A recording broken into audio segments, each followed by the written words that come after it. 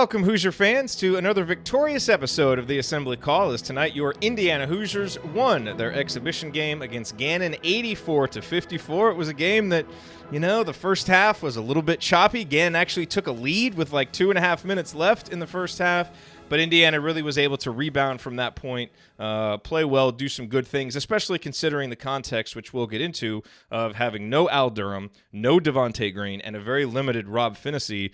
So your freshman guard, Armaan Franklin, was there to basically be your leader.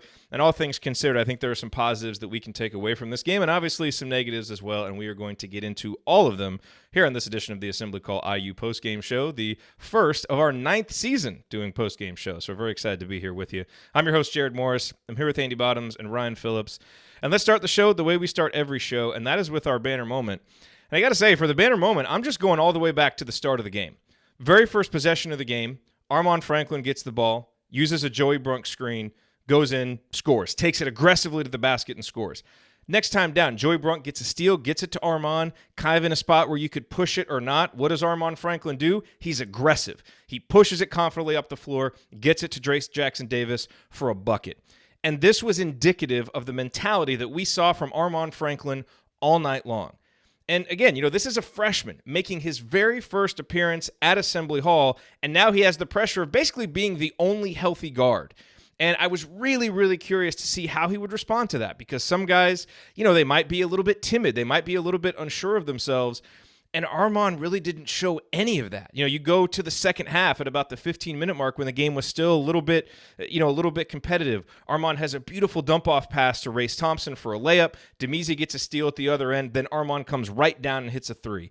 It was a quick 5-0 run. It extended Indiana's lead to 17 points and really put the game away. And that was the kind of play that you got from Armaan all night long. He was very aggressive, showed a lot of confidence, and obviously, the competition, it's a Division II team against Gannon. We've seen guys come out and have big exhibition games before, but I just thought the mentality that Armaan showed to take on that pressure of being the one guard in that situation, it was just really impressive. And I also thought on the defensive end, his ability to dig and recover, his long arms, and just his defensive energy.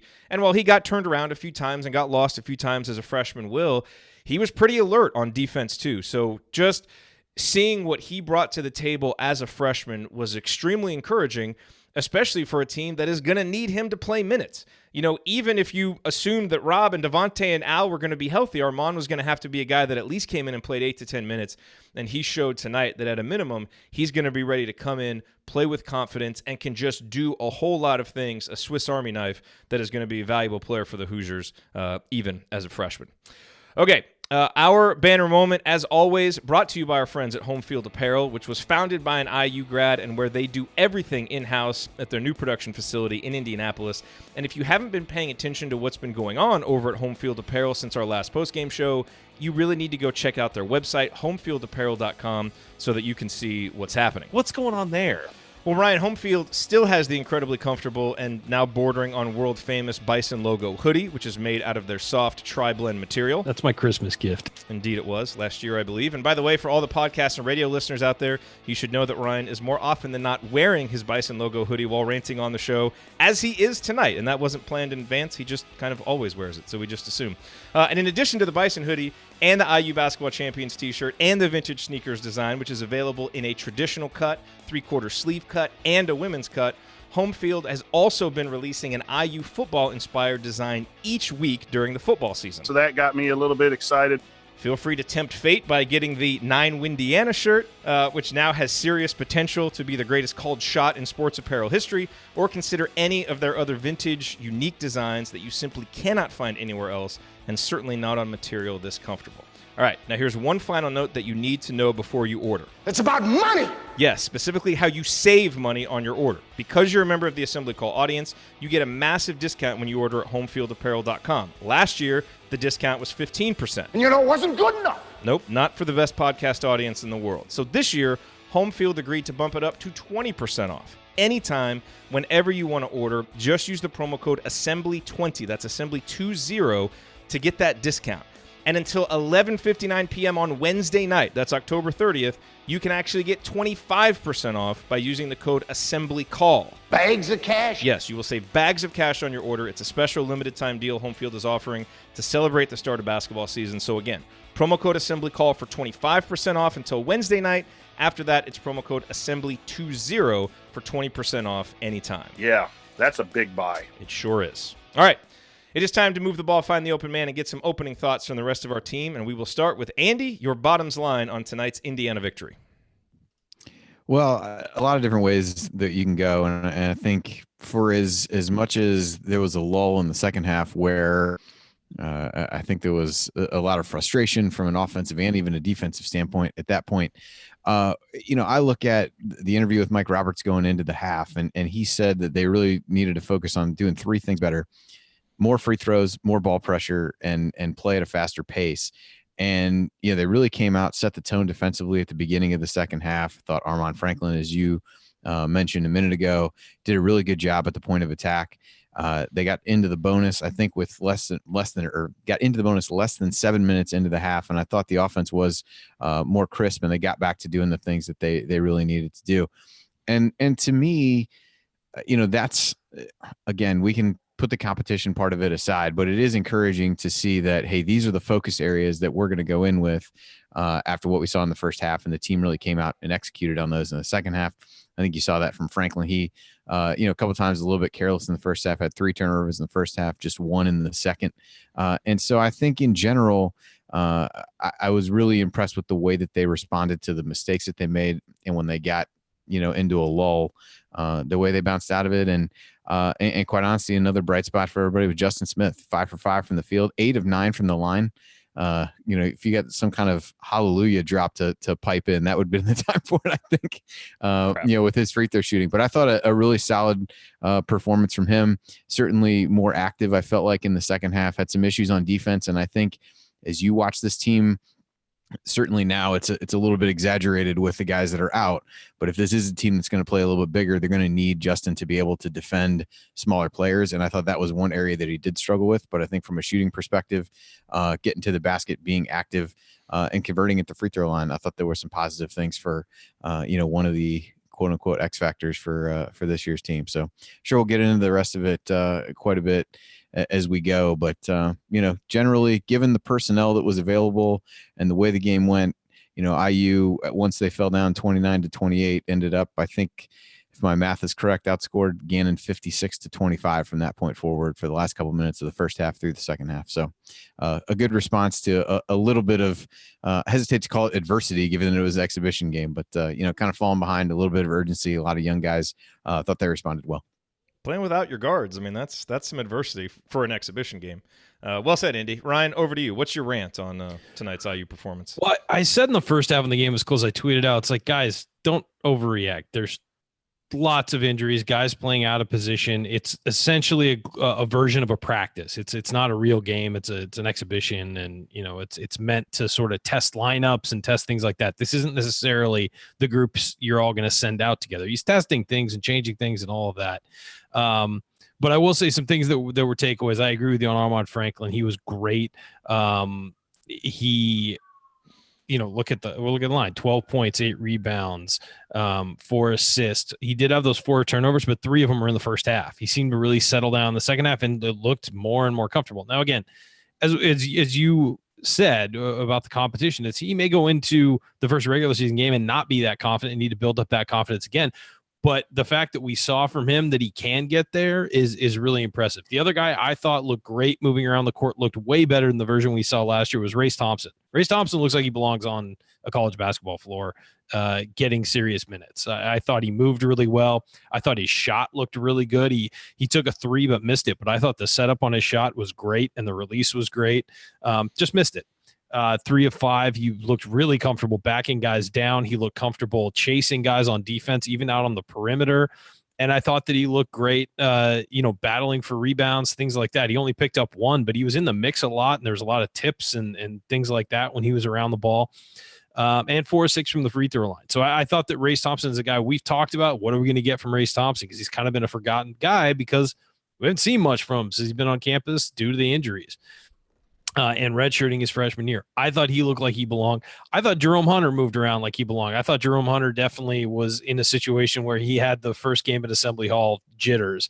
He had 3 of his 4 3-point attempts were wide open. And as he rose up, and we've seen him shoot before without a hitch in his shot, and he just rose up, kind of had like a little hesitation hitch in his shot.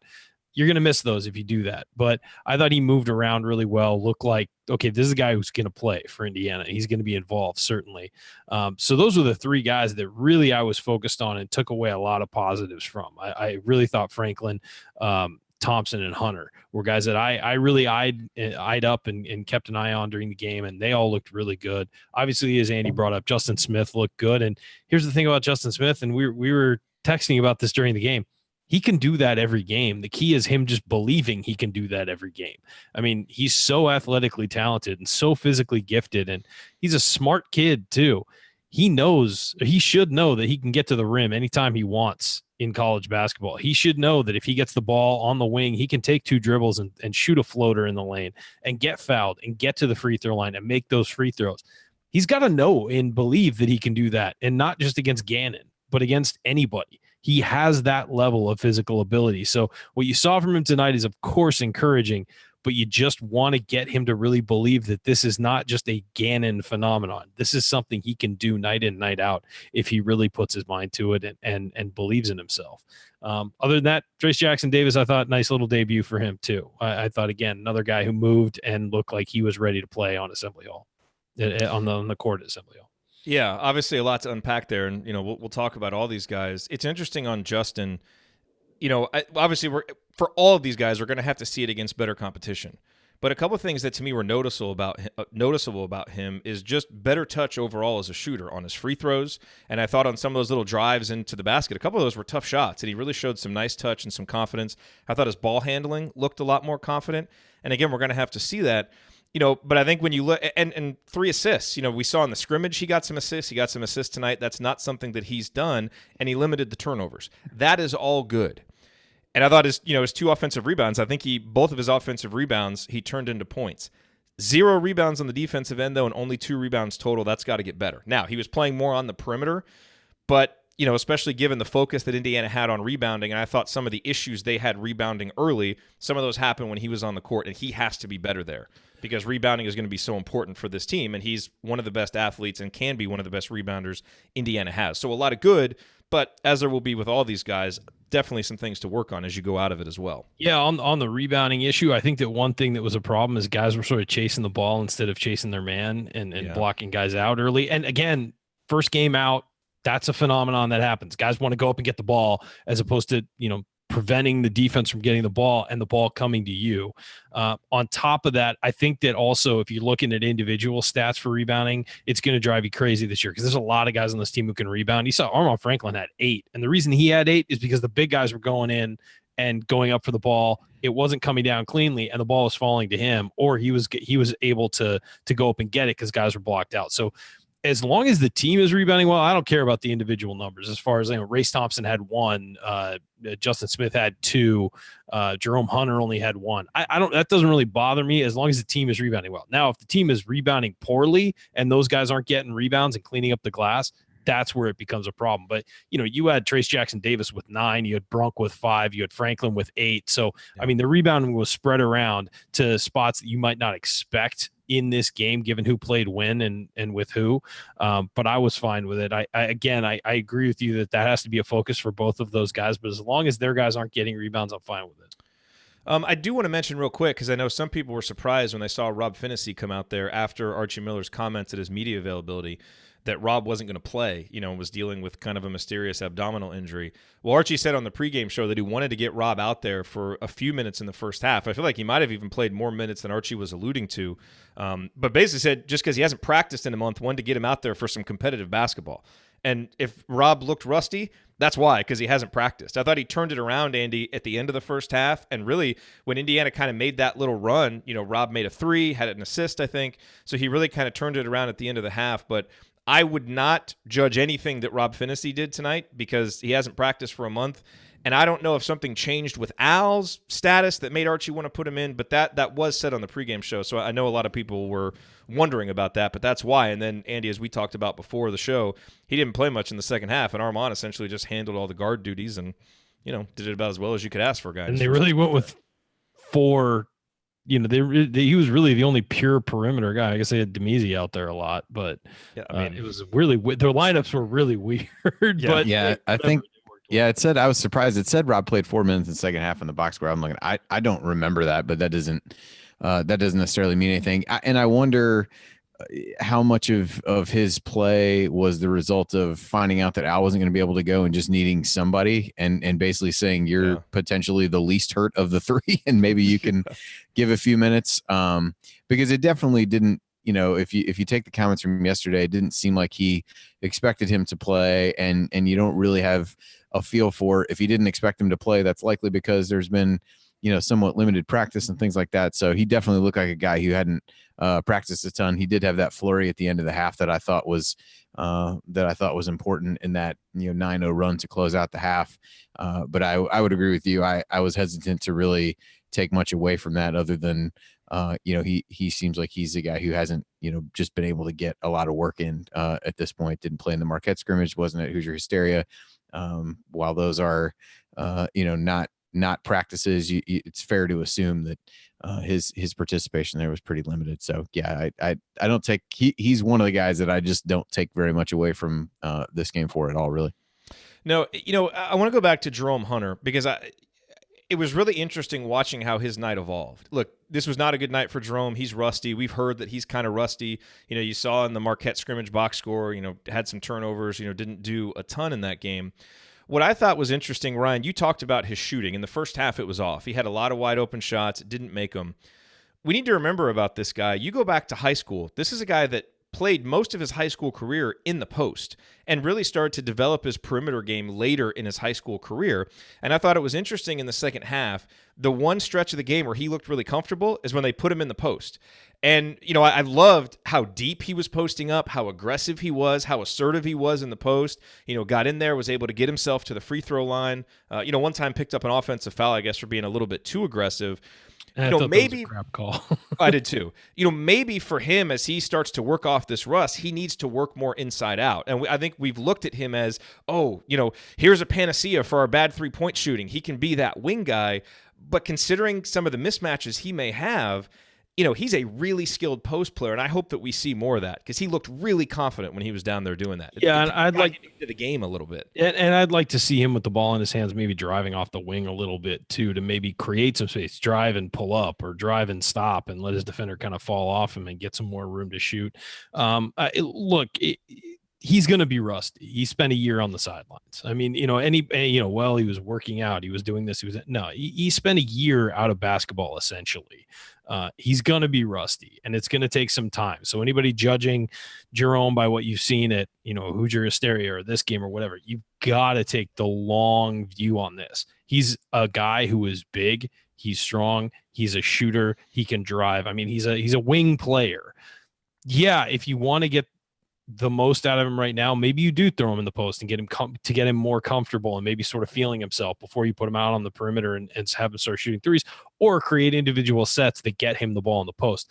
The one issue that Jerome's going to have is that this team's going to eat in the post. That is where this team is going to win games. This team is going to win games in the paint. We're going to have 4 guys trying to post up on one possession. I mean, so then you're throwing him in the mix with all these other guys who are posting up. Now, if you go small for a possession, you want to put Jerome at the 4 or something like that, that's an interesting look. Maybe you get a guy like Deron Davis or Joey Brunk setting a screen that clears his way into the post so he can post up.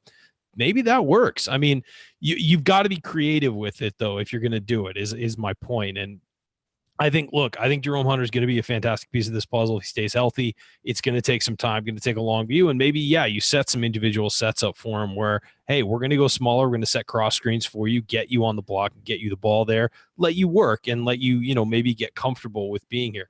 I think that they've kind of done the same thing with Race Thompson. Earlier, Race Thompson just straight post up when that's a guy who can play on the perimeter. But again, He's rusty. He's barely played in college. And so they're letting him get settled with his back to the basket, and he's looking really good when he's doing it. So he's drawing a ton of fouls tonight with his back to the basket, and also was able to score some points. So again, it's you just gotta realize Jerome Hunter, it's going to be a long process getting him up to speed. I mean, his freshman year was basically a wash. It was a wash. And then, he's sort of struggling to get where he needs to get, but that's expected. And I don't think anybody should expect anything less from him. If he can get into games and start being a meaningful contributor by December, January, I expect him to get minutes before then. But if he can get in the game and being a guy who's giving you consistent production at that point of year, that would be a huge win for Indiana. Yeah, I think it felt like, I think he shot a three almost immediately after coming into the game. And I think he is rusty. I think that's true. I think he's got to defend against try to make up for lost time for the, the season that was lost. I just felt like a couple of the shots were really early in the possession. And I agree with you, Ryan, that trying to find ways to get him the ball off the dribble and drive. I just don't know. I thought the movement off ball at times was better tonight than what we saw last year. There weren't as many ball screens. There weren't as many of those kinds of things. But I do think that if this team doesn't move a lot and really get it spaced out, and I think driving lanes are going to be a little bit hard to come by for him or anybody else. So they'll have to figure that out as they go. But I did think getting him the ball in a position where he seemed comfortable and was at a clear advantage was a good thing. But you can be sure that if he's able to get his shot to come around as we watch him more, there are going to be shots available, because even, Gannon on multiple occasions tonight has four dudes just standing in the paint. So if you can find a way to, open shots are going to be there. Somebody's got to knock him down. I think he can eventually become that guy as he gets more comfortable being in the flow and, look like a guy playing his first real game in, Assembly Hall and really trying to make something happen. Now he's, that's done, made a couple free throws, ended up fouling out. Like you said, I thought the one in the post was debatable. But I thought, with him, I think there's a curve in this schedule. I think we can complain that it's not that difficult. And there are some things about that maybe you don't like. For a guy like him, it's good. For a team that's already injured, it's good. And we'll have to figure out what happens from there. But I think it does give him the ability to come along slowly and get himself in a position where when games get tougher and competition gets more difficult, that he's in a position to be a more consistent contributor than he's probably going to be early in the season. And let's also remember the spacing issues were exacerbated tonight by not having our two most reliable three-point shooters, Devonte and Al. When they're out there, that's going to help some of that. And a hobbled Phinisee, who should be the third best three-point shooter. That we know of. Obviously, Jerome Hunter might be, but we don't know yet. Demezy. He hit a couple. He's really got to work on his hands and how he moves his feet on defense. Like, that's just he does. Defense was better in the second half, though. It was much. Yeah. Let's get to that. Let's break. All right, coming up as we continue our breakdown of Indiana's victory over Gannon, I'm going to point out tonight's meaningful moment that you might have missed, and then we will go inside the numbers to highlight the most important statistical notes from the game and talk about some guys like Demezy that we haven't really touched on yet. All right, you're listening to the Assembly Call. Stick with us. We'll be right back.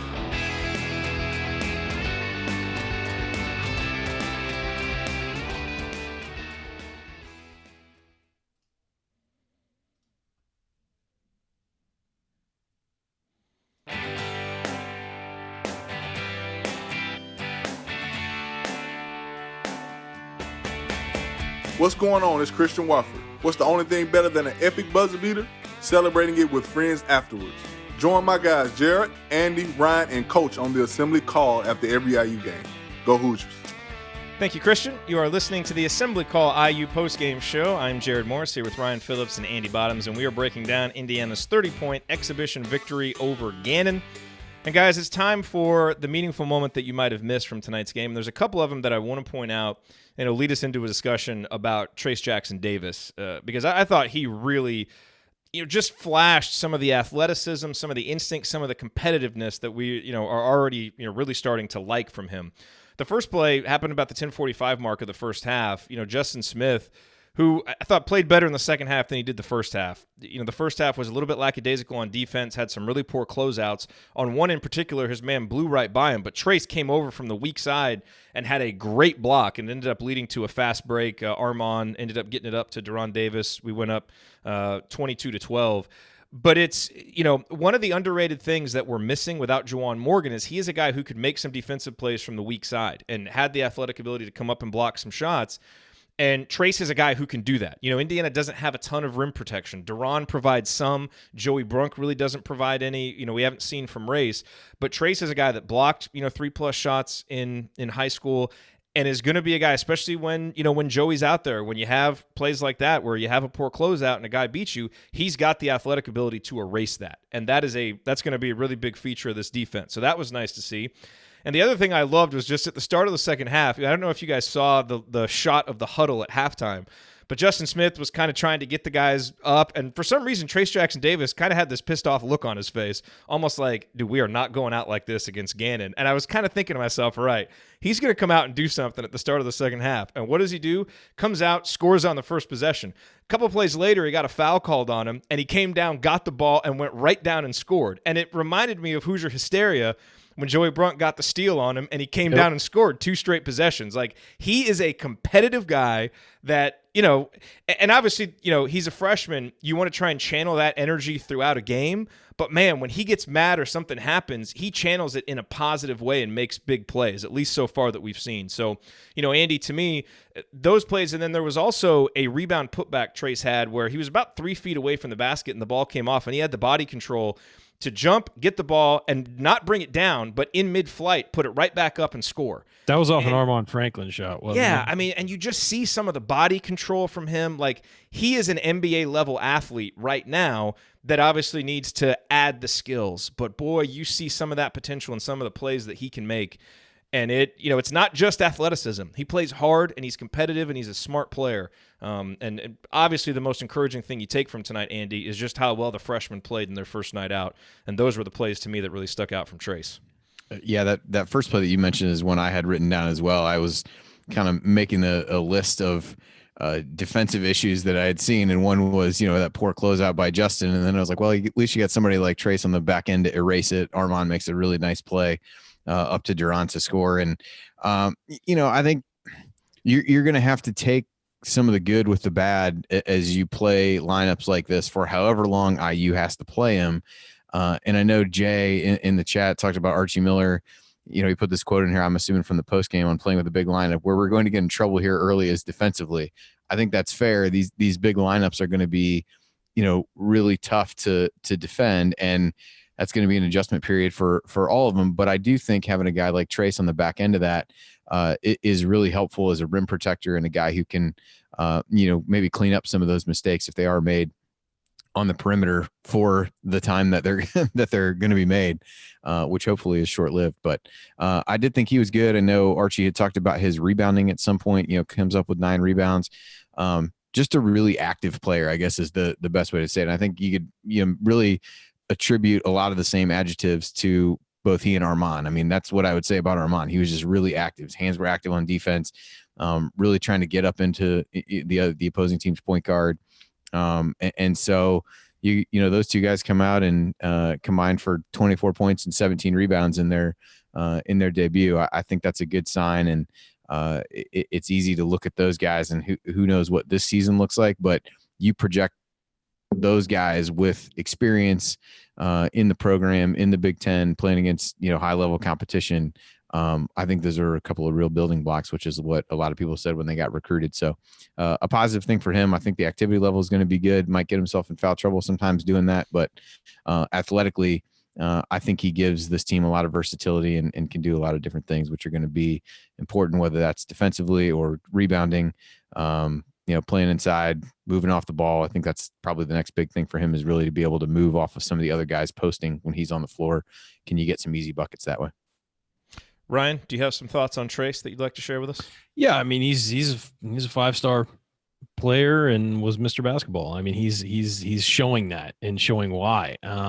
What I was also impressed with, I thought his free throw stroke looked really good, and I think that was a concern last year a little bit. How would his shot, just the release and everything like that, look? Because he wasn't a guy who really shot outside 10, 12 feet. He's going to be, as he moves along in his career, he's going to need to stretch his way out to the three-point line. I don't expect to see that this year, but it's nice to see that he's got a release on that shot. I do agree with you. I thought that the Bulldog mentality was great to see. And he's just kind of, nope, this isn't happening on my watch. Because, we're talking about Jerome Hunter's first game at Assembly Hall, and we're talking about Armaan Franklin's first game, and Race Thompson really having the first time to play while having a full offseason or having an offseason behind him and all that stuff. And, it was Trayce Jackson-Davis' first game too, and he looked like a veteran. And I think there was a little bit in the first half where he looked a little kind of, fidgety and ready to go, but he settled in, and he's a big part of what they did in the second half. I mean, to finish with 12 points, 9 rebounds, as you said, the couple of blocks he had, and really just space the floor, move around, chase his guy, not really get caught up in anything, too focused. He was very team focused. He was very, not going to go swat for every shot in the arena. He's going to wait for his chance to go get a block. And all of that was a positive. Would have loved it if he had finished that alley-oop that Franklin, the ill-advised alley-oop toss that Franklin threw him. But good for Armaan for having fun, though. True. Hey, he knows nobody else is healthy. He's got a lot of rope. You're never going to get more rope as a freshman than what he has right now with who's out there. So you might as well take advantage. But one thing to look at with Trayce Jackson-Davis, he was plus 26, and I know again we're factoring in the competition and everything, but Indiana won by 30 and he was plus 26. So it's a compliment to him that he played so well in difficult circumstances for everybody, I think. It was choppy in the beginning for everybody, but I thought in that second half he really showed, okay, yeah, I'm here and I'm doing this, and I'm not going to let this happen. I also think that, one thing he can improve on is getting to the foul line. He got there 3 times, but he was playing with some of those guys down in the post. He's really got to work on, making sure that A, he finishes through contact, which I thought I saw him do a couple times, and B, gets that contact and is able to earn a trip to the line. I thought a couple guys did that really well tonight, including Justin Smith. And that's sort of the next level in Trayce Jackson-Davis's development, is being able to get fouled and get to the line, and also being able to step on the floor and knock some shots. Yeah. All right, guys, let's go inside the numbers, pick out the numbers that really stuck out. One of the things that we've talked about on some of our Thursday night shows is, I think we all think Indiana is going to be more efficient as a three-point shooting team. The percentage should be better, but this is not going to be a prolific three-point shooting team, not going to be a high-volume team. And that means possessions are going to be really important for Indiana. And so rebounding is going to be key, and turnovers are going to be key. And Archie Miller talked a couple times after the Marquette scrimmage that those were 2 things he was really disappointed in, and how they performed was the rebounding and the turnovers. Now, I didn't think there was going to be much to take from the turnover number tonight, because you've got a freshman handling, the bulk of the duties in Armaan. You don't have Al and Devonte out there. I figured the turnover number would be high. I don't know what the percentage was, but it was 16 total turnovers. Some careless turnovers on bad post entry feeds, some bad passes by Demezy. Like we saw the turnovers. I'm not really going to judge that tonight, because when you're playing without your 2 lead guards, you're probably going to have more turnovers. What was really key for me coming into this game was rebounding, because even though Gannon has some size, we have more. We have better size, and this should be a game that we dominated on the glass. And for about 16, 17 minutes, we were not. And Gannon was able to get some offensive rebounds. They were kind of able to play us to a draw there. But Indiana finishes up the game 39 rebounds to 25. You all know I like the percentages better than the numbers, but I don't have the percentages in front of me. But the raw numbers are good. And Indiana, yeah, I know. And Gannon finished with only 8 offensive rebounds, so Indiana controlled them there toward the end. So I was pleased to see that key, which clearly was something they talked about in practice, and Archie mentioned it over and over again, they were able to get that done. And so that I was really pleased to see. And then Indy, the other number that jumps out, Indiana only takes 6 free throws in the first half, 24 in the second half. They made 70% of their free throws, ladies and gentlemen. 70% of their free throws, which, you'd like for 70% to kind of be a floor. But hey, when you see that 7 down there, we'll all take that right now. So especially with a bunch of big guys shooting them too. That was the other thing. Yeah. So that obviously jumped out. Andy, what numbers really jumped out to you tonight? Yeah, on the turnover percentage, at least the way that I captured the possessions, it was about 22% turnover rate. Based on what I had. I had about 73 possessions is what I had, and 16 turnovers. So, there were a lot of the turnovers, particularly on the Gannon side, were on moving screens and offensive fouls and things like that. There weren't as many live ball turnovers, but IU's typically fell into offensive fouls or really sloppy passes. There weren't many travels or any of that kind of thing. But from a statistical standpoint, yeah, the free throw one was a big one for me because you look at the box score of the Marquette game, you obviously don't know how that played out. But you saw that, and then you look up and you got 6 free throws in the first half, and you really wonder what's going on. And to be able to go out and get 24 in the second half was really solid. And I thought that overall to get those free throws too. They were getting them from the right part of the floor. They weren't getting fluke fouls. They were pounding the paint and getting fouls that way, which is encouraging. Yeah, I mean, the overall, kind of shot mix in the second half, they got 24 free throws, were 14 of 22 from the field, 3 of 7 from 3. So I think those are, the kinds of, shot distribution or whatever you want to say that this team probably wants. Maybe that's a little extreme to be, at over 100 free throw rate for the half. You can't expect that all the time, but you can dream. And I thought those were important just to be able to come out and get those keys and really balance scoring. We talked about that'll likely be, a calling card for this team, certainly impacted tonight by who was available, but you had 5 guys in double figures overall with Phinisee and Race both with 10, Armaan and Trayce with a dozen each, and then Justin with 18. So I thought good balance from that. Trayce and Armaan ended up taking the most shots with 5 and 9. And the other thing, just from a defensive standpoint, I didn't get a chance to check out how these shook out from the first half to the second, but 9 blocks, 12 steals. I think we could all say most of those came from the entirety of the second half in the first, 5 to 6 minutes of the game. I think most of those took place. So I think we often use those as a proxy for activity level or whatever you want to call it. But I think those are good numbers from a defensive standpoint as you look at that. I have not seen updated deflection numbers yet. So, maybe those will come in as we go. But, those are at least the positive things that stood out to me. Ryan, I know you've been poring over the stat sheet. What advanced analytics would you like to break down for us this evening? Numbers are my favorite thing. That's why I became a journalist. 34 minutes for Armaan Franklin, 31 minutes for Demezie Anderson. That stands out to me. I think those guys were getting an audition for playing time with the other guards out. They were getting a chance to show what they can do, what they can't do. First half at times shaky for both of them, especially Demezie. I thought Franklin, the 3 turnovers, those are jitters turnovers. He was just not focused, letting the ball get away from him a little bit. Only 1 turnover in the second half for Armaan Franklin, though, in 19 minutes is impressive, especially with as much as he was handling the ball. So I thought he really calmed down because the turnovers, he tried to make these really fast entry passes into the post without even trying to get an angle. And he would get into the lane in the first half, and it's like he freaked out about what to do. In the second half, he had a nice floater. He made a mid-range shot. Like, he really calmed himself down as a driver, which was really nice to see in the second half. And what I'll say about that is it's okay to have jitters and to have turnovers as a freshman. You expect that. It just is more glaring when you're playing 34 minutes in a game. When you're the opening guard. Yeah, so really impressive from him in the second half to do 19 minutes and only give 1 turnover up. Some of the turnovers late were just kind of, for the team. I know the team had 16, but some of them, when you get into a blowout, stuff happens. You lose your focus a little bit. Happens to everybody and happens with everybody. So I was actually encouraged for most of the second half the way they played without turning the ball over and getting what they wanted. And as you mentioned on those post entries, as we have seen at Indiana over the last decade, post entry feeds are a skill that you actually have to practice and learn. And Armaan Franklin, as a freshman, will practice and learn that skill, and it will get better. But Yeah, so I think that you're right. Some of those turnovers were just trying to force things. You could tell the emphasis was on get it to the big guys because we don't have guards today. And I think that everybody on the team, not just Franklin, did a good job of eventually doing that.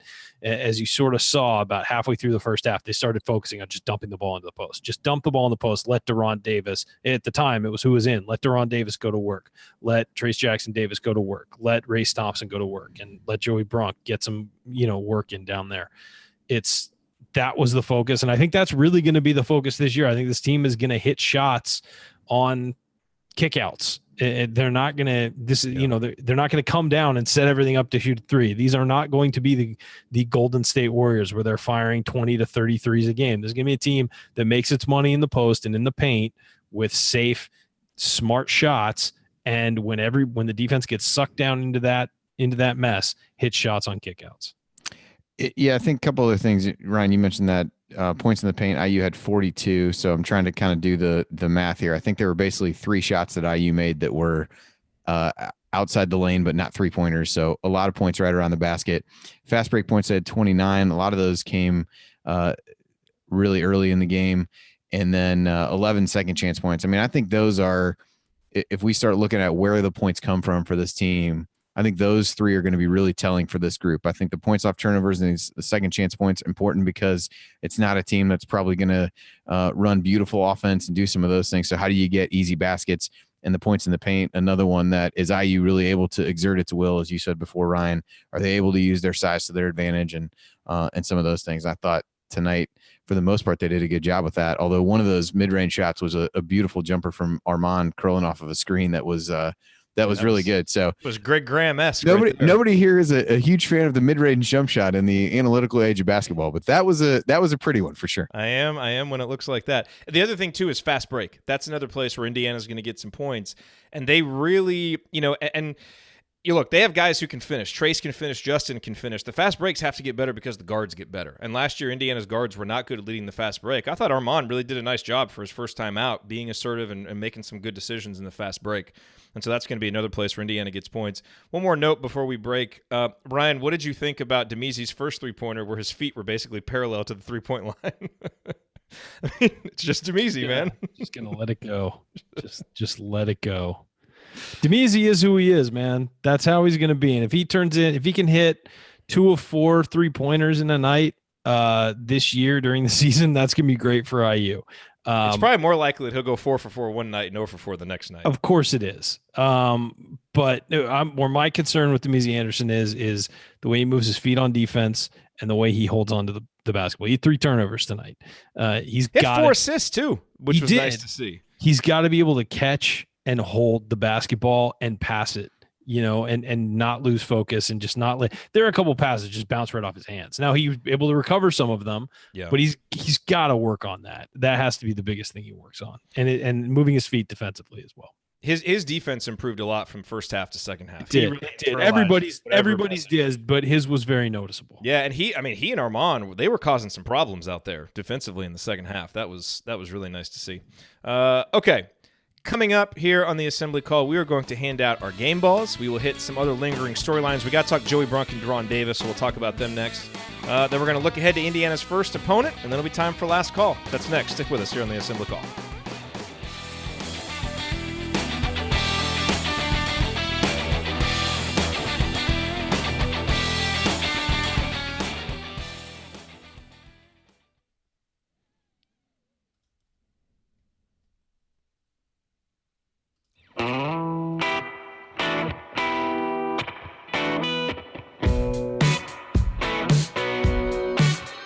This is Jordan Halls, and I never miss a shot or an episode of the Assembly Call.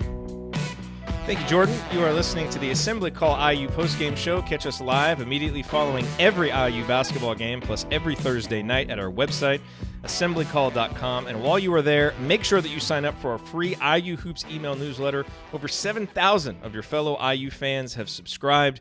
You get a weekly news roundup plus a post-game analysis email the morning after every game. Do that at our website, assemblycall.com, or text IU to 66866. That's text IU to 66866. All right, I'm Jerod Morris here with Ryan Phillips and Andy Bottoms. Guys, we're breaking down the 30-point victory over Gannon. Do you realize this is our 9th season of doing post-game shows? 9th season. Just slightly old. Did you ever think when this thing started that 9 years later we'd still be You mean here? when I was using a phone to call you so we could do these? Yeah. No, I didn't. My how things have changed. And by the way, I want to take this opportunity real quick. I mean, we would not be here 9 years later without the audience that has supported us. Obviously, we're in the midst of our donation drive. Folks have been incredibly generous going to assemblycall.com/donate and, helping to support us. So, I mean, this has really become so much more than a show. It's a community. And we just, we from the bottom of our hearts, we can't thank you enough for all the support, financial, emotional, and just your presence, on the chat mob as a listener. We really appreciate it. And we're really excited about embarking on this 9th season with you.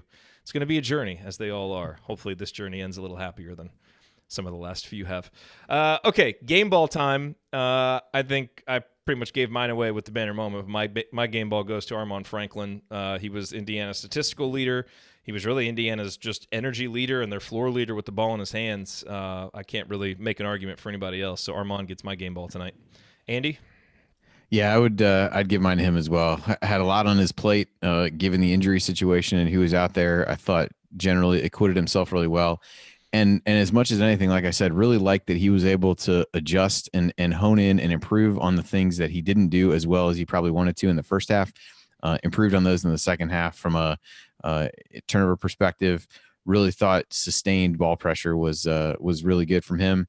An IU guard kind of rekindling, some of those early Robert Johnson feelings for me. So, who knows? Could be another. Could be another fan club. Now, I'm not going to the extreme of some people who are in the chat, like proposing that he might be like only a 2-year player at IU. I think we might need to pump the brakes on that. That got thrown out. The chat is irrational tonight. I like irrational chat. This is what happens. This is what happens when you have this long. You have an incredibly lengthy offseason for college basketball, potentially one of the longest of any sport. And so the moment that you see anything, you get excited about it. But I was really impressed with him. I think we talked about him as a guy who maybe was a bit underrated from a recruiting standpoint. And I think you can see that at the very least, he's going to be a key rotation piece for this team. He's not going to play 25 minutes a game, barring injury, I wouldn't imagine.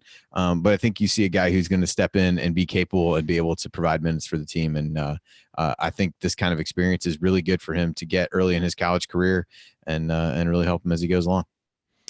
Darian would like you to know that they said 3 years, not 2. No, somebody said 2. Somebody said potentially 2. I saw somebody said potentially 2. I'm not just making stuff up. And by the way, speaking of fan clubs, is there any doubt that we are less than a month away from Coach declaring his fan club presidency of Mike Roberts? Coach was sending it. We don't do player fan clubs. Come on. Yeah, but that's Coach. He was sending us he was very impressed with how Mike Roberts was leading the pregame. Look, Coach was not happy last year about the way the team warmed up. I know. Every time we would go to a game, or he would go to a game, we would get angry text messages about the lackadaisical warm-ups. And tonight he was very excited about how Mike Roberts was leading them through the pregame warm-ups. So he was. Yes. Very excited. Okay, now it is time for Ryan, your game ball. Devonte. No, not Devonte. I was going to give it to Armaan as well, but just to be different. This is where Ryan plays the contrarian to give it to somebody else. Yep. Yeah. In Ryan's defense, Armaan already gets it because 2 of us have picked him. Yeah, so I'm already off the hook for having to make a decision or something. I'm going to go with Trayce Jackson-Davis just to get him some props. 12 points, 9 rebounds, 3 blocks. 2 offensive boards as well. He was in the mix everywhere, I thought. And then, you got to give him credit for that early run that Indiana went on right out of the half. I think Jerod was spot on with that he just looked like a guy who was not going to lose. So 5 of 9 from the field, 2 of 3 from the free throw line, 12 points in his first game at Assembly Hall. I thought it's really came down to he or Armaan Franklin, and I think he could give it to either of them. I agree. I think Armaan, because of all the weight on his shoulders, I think rightfully wins the award for the night. But let's throw some plaudits at Trayce Jackson-Davis by giving him a vote as well. excuse me for a moment, 47 minutes, 44 seconds. Jerod was spot on with that. Just want to make sure that I properly marked that for use later. Okay, one lingering storyline that I did want to talk about that we haven't gotten to is Joey Brunk and Deron Davis. We spent so much time talking about how Indiana pounded it inside and this focus of going inside, and we really haven't talked much about those two guys. And, they kind of had quiet nights. Joey Brunk was very efficient. He had 6 points, 3 for 3, 5 rebounds. I thought he was really tough inside. And actually, I think, if I recall correctly, all of his buckets kind of came at important times. Like, I feel like he would end like a 4-point run or a 2-minute drought with, one of his little hook shots. And, so that was nice to see. Deron, 6 points, 2 of 6 from the field. And I'll tell you the thing that stuck out to me about them. And, you guys know Jordan Sperber from Hoop Vision, who's doing a video series for us for our private community. And he was analyzing post efficiency and really, focused on those two guys. And one of the things that he pointed out about them, the difference between what you'll see from those guys and from typical Indiana postmen and say what Kansas does, where they really pin guys and get the ball down low, is that Deron and Joey really catch the ball away from the basket. And so they almost have to take 2 or 3 dribbles to get in position to score.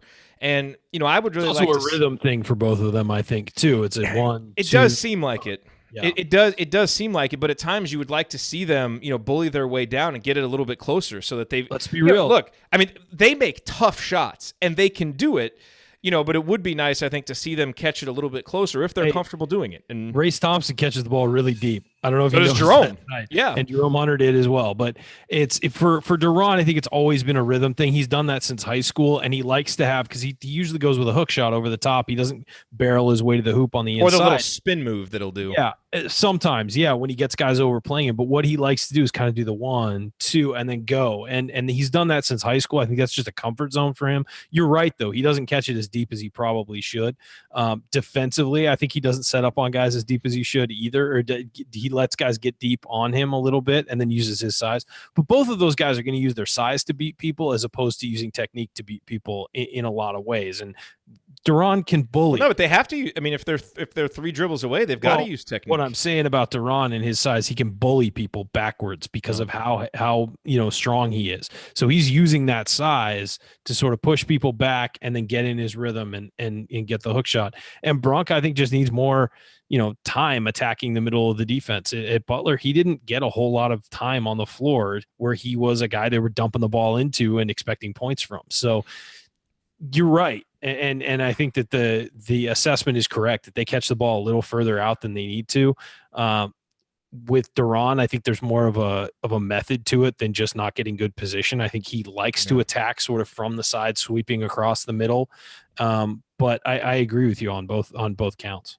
The interesting thing when you see them, they're very rarely in position to rebound their own miss because they're often kind of fading away from the basket. And that's where Trayce Jackson-Davis, Justin Smith, those guys need to be aware, because you can get some great putback opportunities because they do put the ball up there softly, but they're not usually in position to get it. Andy, that was what I thought. I felt like they let the defense force them into some pretty tough shots, some of which they made. But in a game where, for the most part, I mean, Gannon had a couple reasonably sized guys that you really felt like they'd be able to impose their will a little bit differently. I thought a couple of the shots that, Deron took that turnaround fall away. Like, I just don't, in this game, that just does, like, there's really not a need for him to have to take that shot. So I thought they, finished some tough shots around the basket, but I think allowed the defense to force them into shots that were a little bit tougher than maybe they needed to be. All right. Anything else from the game that we haven't hit yet that you guys have some opinions on? It was an exhibition game against Gannon. I think we've hit pretty much. We're getting our reps. We got. I like that. I like that Ryan was surprised that people were not really surprised, but felt the need to comment about people overreacting to the first half. I mean, it's in the same way that you still struggle to understand technically when we're recording or doing different things like that. You seem to struggle to understand that this is just what people are going to do, no matter how irrational it can be. Will this be on the podcast? Well, and so Hoosier hysteria wasn't worth talking about. This game, just an exhibition, not worth talking about. Obviously, I didn't say it wasn't worth 2 talking o'clock. about. You totally discount. You're putting words into my mouth. I said I think we've covered everything you can cover from this exhibition. Hoosier hysteria was kind of a waste of time. Yeah, This is a little different. We analyzed. We had a lot of people that listen to that show. Don't you dare tell them that they wasted their time listening to that analysis. Hey, some of the things we saw in that game, like Trayce's competitiveness, we saw them come out tonight. So, you got a little preview of that at Hoosiers there. Okay, so upcoming, we've got Assembly Call Radio Thursday night. And then next week, we do this for real. It's not an exhibition. It counts. Indiana plays Western Illinois. We've talked about the schedule, how it kind of ramps up. Even this soft part of the November schedule, the softest part is in the beginning, and then you get the Princetons and the Louisiana Techs, which are a little bit better toward the end of November. Do you have anything worthwhile to say about Western Illinois that we need to know about? I cannot say that I do. They're not. I think they're projected to finish toward the bottom of the prestigious Summit League. KenPom has them finishing radar yet. Not on the radar. Barring something unforeseen, they will not be on the radar. But KenPom has them picked to finish tied for last in the Summit League. So they should not really be a great deal of competition. But you never really know what'll happen and how things will go. But not a lot to add there. Should be a relatively easy game. I think the biggest question for a lot of people about this one is who's actually going to be available to play for IU in the game, and and how that influences what you see, and how much of holding some of these guys out is precautionary until it really matters versus is there something else there that might be a long-term injury. And certainly after everybody suffered through last season, I hope it's the former, and just really trying to, kind of protect people and do things like that. This isn't a game that I think that jumps up to bite you. But at some point you want to start to get some rhythm and familiarity that you don't want to have to be building against Florida State and Notre Dame and teams like that in December. The chat mob really never ceases to just make these nights so much fun. And there's always something surprising in there. I did not expect to read the sentence, "I partied with Marty Simmons this evening." And yet there it is in the chat mob. Well, who didn't really? I mean, let's be honest. Marty. I mean, I think that started with a conversation about Armaan Bassett. And of course, that would naturally lead into talk about Marty Simmons. It did. One day I'm going to have to go review how that thread went, because that is covering a lot of ground in there. Don't worry. We're going to have an AC After Dark about Armaan Bassett, apparently. Oh, boy. Okay. Well, you're listening to the Assembly Call IU postgame show. We are getting ready for last call. Remember that because you're an Assembly Call listener, you get 20% off of your entire order at homefieldapparel.com with the promo code Assembly20. That promo code Assembly20 will work all year long for 20% off. But until Wednesday night, that's October 30th, you get an additional 5% off. So that's 25% off total. They're doing this to celebrate the opening of college basketball season. Use the promo code Assembly Call. You can get your Bison logo hoodie just like Ryan has on, any of the other designs that they have. If you want a great deal on the most comfortable and unique IU apparel anywhere, go to homefieldapparel.com and use those promo codes. Assembly Call for 25% off through Wednesday, and Assembly20 for 20% off anytime thereafter. All right, guys, it is time for last call. Andy, why don't you lead us off? Your final thoughts on Indiana's exhibition victory over Gannon? I think one of the things that stands out to me is if you look down the list of guys who scored well, rebounded well, whatever the case may be, part of this is a function of who is available, but part of it is also something that if you want to take the glass half full approach can leave you excited for the season. It's either first-year players or second-year players who played sparingly a season ago. So we talked about Armaan and Trayce quite a bit, touched on Joey Brunk, 6 points and 5 rebounds.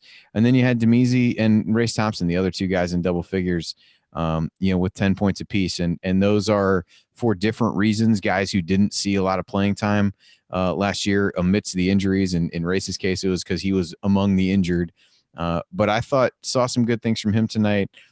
You continue to hear good practice reports and things like that from him, just about what he can do defensively. I think you saw a little bit of his offensive game tonight.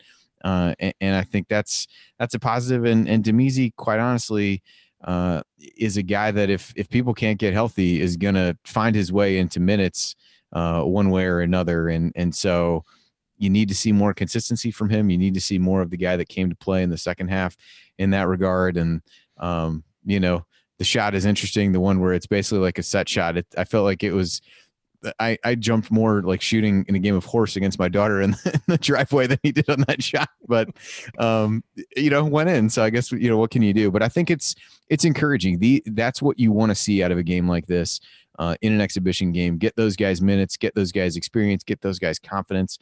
And if nothing else, to me, I think all of those guys should walk out of this game feeling pretty good about what they did in their first game of the season, and hopefully they can build on that. And again, that's where I feel like the schedule can help guys like that really, get some reps and build that confidence as it heads into the tougher part of the season. So if nothing else you take away, nobody else got hurt except Jerron, I think, taking an elbow, to the head or to the eye at some point.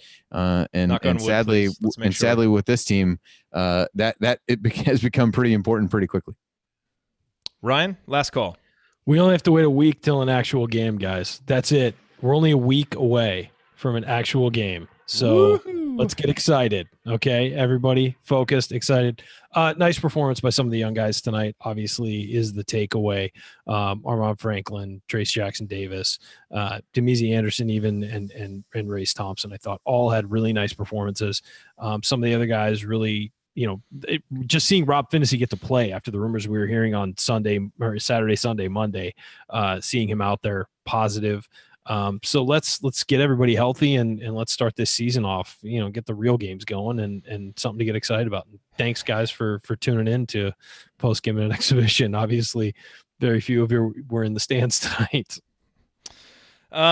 Look, we've talked all offseason about how important the guards are for this team, how, Devonte Green really brings something no one else on Indiana does, which is that ability to, to make shots, to create his own shot. Al Durham does that as well with his ability to drive. And obviously we know what Rob Phinisee can be when he's healthy. And so, any optimistic prediction for this year's team revolved around those three guys playing huge roles, playing 30-plus minutes a game, and really being big. And tonight, Indiana had basically none of them, except for, a couple good minutes from Rob in the first half. And if you had told me that, and then you said you can go out and win by 30, I probably would have just taken it because, that's hard to remove that level of experience and the uniqueness of the skills that those guys bring relative to the rest of the roster. And Archie said it on his pregame, if you told me that we basically weren't going to get anything from Devonte and Rob through, for October, I would say that's pretty concerning. And yeah, I would say that's concerning. And, I think winning this game by 30 points doesn't alleviate that concern. Like, it is going to hurt this team that those guys haven't been able to play, haven't been able to further develop their skills, haven't been able to further develop their chemistry with their teammates. And so it's going to be really interesting to see as November goes along, as November turns into December and the competition gets better, how those guys come together. But for tonight, you had to play this game with who you had. And the guys that came after, a really big lull there in the first half, I thought really brought it in the second half and showed us what they can do individually, to where if you put that kind of rock of a backcourt that we felt that we would be able to rely on, and those other guys can kind of be there to support it, you got the makings of a pretty good team, I think. And so I think that's what you were looking for in a game like this is, flashes from a guy like Trayce that really shows you that he's going to be productive. Growth from a guy like Justin, which I think we saw. Some comfort from a guy like Race Thompson getting out there, and I think at times we saw that. So I think if you went into this game with reasonable expectations, given the context of the guys that were out, I think it's very hard to leave it and not feel pleased and not feel encouraged despite some of the issues that we saw in the first half. But obviously for this team to do any serious damage this year, they've got to have Rob, they've got to have Devonte, they've got to have Al back healthy. So we'll all kind of wait with bated breath to see what the status of those guys is for Western Illinois. Hopefully they're healthy and ready to go, and this team can really start to build something together. Because the thing about tonight is, prior to when some of the walk-ons got out there, everybody who played looked like they belong. This team only has 11 scholarship players, but they've got a lot of good guys that belong. And if they can get that chemistry right, they've got a chance to do some things this year. And I think that's why, we're all really excited to get this season started, and it'll be here soon. One exhibition game down. First game of the season coming up next Tuesday. Okay. Season number 9, baby. That's right. That's going to do it for us on this edition of the Assembly Call IU Postgame Show. If you want to see us do the show live and be part of the live chat, make sure that you subscribe to our YouTube channel, youtube.com/assemblycall. And don't forget to go to assemblycall.com or text IU to 66866 to join our free email newsletter. Special thanks to longtime listener Bob Thompson, who produced much of the music that you hear on the show. And thank you for listening. We'll be back to talk IU hoops again with you on Thursday. Until then, take it from me, Robert Johnson. Keep your elbows in and your eyes on the rim. And go Hoosiers. Thank everybody for coming out. We're out of here. I got to go. All right. Nice. That's a new one to finish it, huh? Good stuff, gents. You know what I was just thinking, though? We can't really do AC After Dark live on YouTube because they broadcast this on the radio. So I guess we could. We can tell them right now you should shut off the radio feed because things get loose after. Oh, no. We should do AC After Dark is only the radio show. It's only a Thursday night thing. Yeah, no, and I desperately need to eat, so I'm not going to. I got a text. I think I need to go help with bedtime. All right. So who's on Thursday? Who's doing Thursday? I don't know. It's the Halloween show. So we're going to push it. We're probably going to push it back an hour. I should be there. Are you available? Yeah, I can do it. Okay. Sure. I think Coach might be out. I don't know. Andy, you're out, right? Yeah, I'm out. Well, although I don't know, ours might get postponed here because it's supposed to be just horrific weather-wise. So let's just play it by ear. But we're gonna do it now. We're gonna do it an hour later. This World Series is getting good, guys. Oh, good. All right. 3-2. Thanks for being here, everybody. We'll talk to you on Thursday. Later, guys. Thanks, everybody. Deal.